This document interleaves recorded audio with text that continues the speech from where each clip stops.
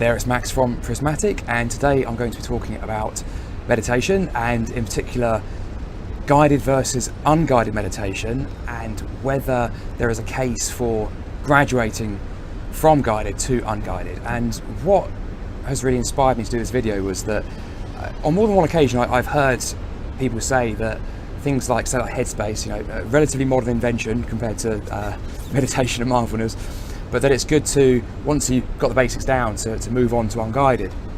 So I really thought I'd unpack this and break down what I think the pros are of each, because I certainly think there is a case for both, and I think there is, I think it's laudable to want to move into a place of unguided meditation, to be self-sufficient in that regard. And however, I think it's also worth just highlighting the drivers here, in that there's possibly an element of wanting to get on, which of course is arguably in some ways antithetical to the purpose of meditation and mindfulness. So if we break this down, guided meditations as they exist today are quite a new thing. So back in the day, as it were, you wouldn't have really had guided meditation per se. You would have had guidance, and this is still how meditation is taught in most parts of the world in traditional setting.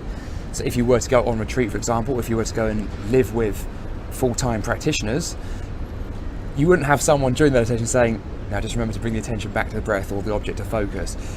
However, you likely would have some kind of education surrounding the practice between formal practice, so that you improve your understanding of the mind and what's happening in the mind, and therefore your direction, the effectiveness of your practice and the direction of your practice. So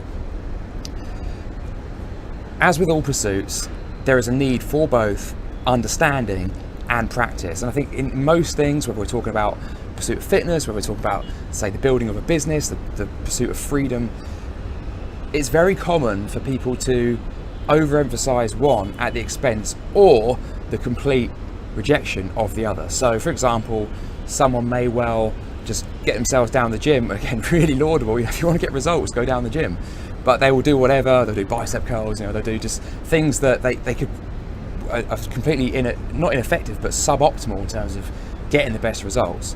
And on the other hand, it's also very common for people to do a lot of reading, self-educate a lot, but get stuck in education mode and never actually take the action. But not only that, that understanding in the truest sense suffers as well, because they haven't applied that theory in practice. Meditation, mindfulness is absolutely no different. We need both the understanding and the practice through which to apply that understanding, which again feeds back into understanding. So you see how these two things slot into each other. In fact, if you want a more detailed discussion of that, check out a video of mine called Things That Go Bump in the Night. It's an analogy I use for mental objects, emotions, thoughts, that I find really helps explain this concept. So the purpose of guided meditation is really twofold.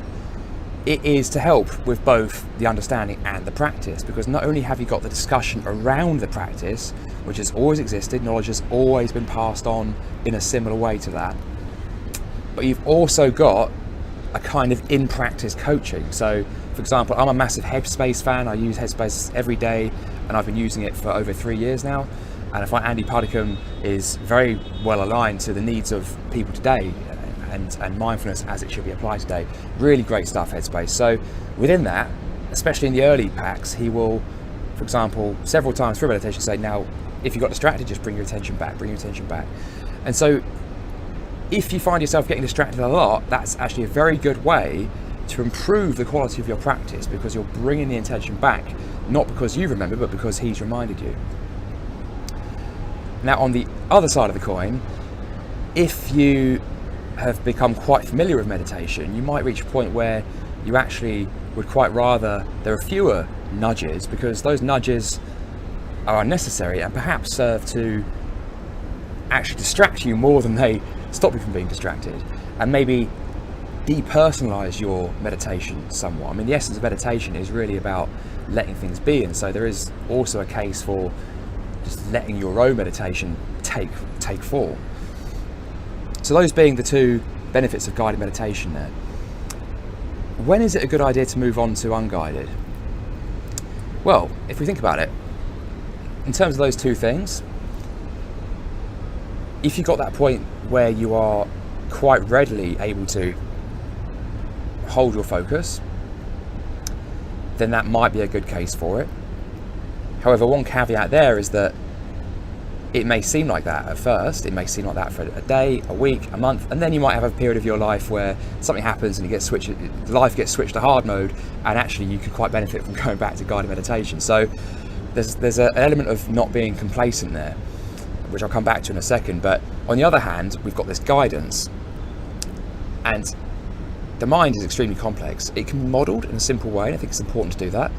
But ultimately, that the mind is the most complex object in the known universe, and that guidance, that education, I don't think that ever really ends. I think there's always a case to go out there, read more, learn more, and the guidance around a practice can really help do that. So going back to Headspace, there are a series of packs within Headspace that are just purely focused on that. They're sort of a more, not advanced, I think that's probably the wrong word for it, but a high level of sort of understanding goes into them.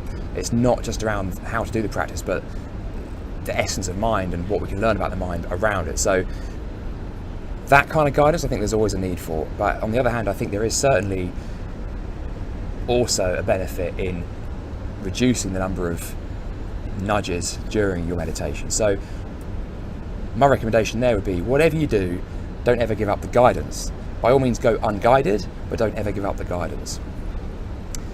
Final point here, which I just alluded to, which was, again, just be conscious. If you are keen to move on and move to unguided meditations, also just be aware of what your driver is to do that.